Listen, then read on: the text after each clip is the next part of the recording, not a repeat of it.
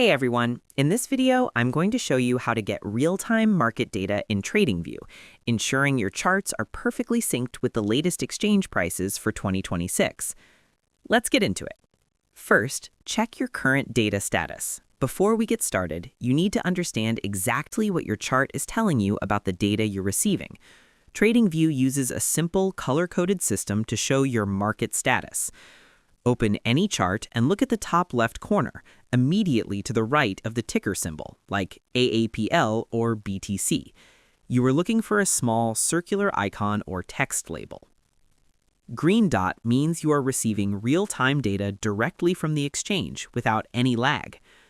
Sometimes you will see a small letter D next to the price. This is a shorthand way of saying that the data is delayed, typically by 10 to 15 minutes. In 2026, many free users see this by default for major U.S. stocks like those on the NYSE or NASDAQ, because these exchanges charge a fee for live access. Next, access the subscription plans.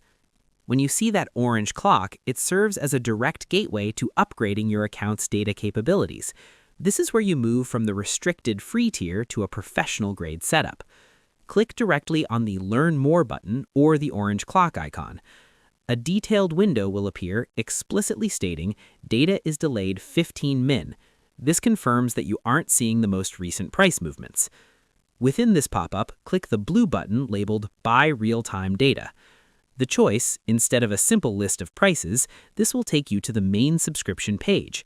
Here, you will see the different 2026 plan tiers: Basic, Free, Essential, Plus, Premium, and Ultimate.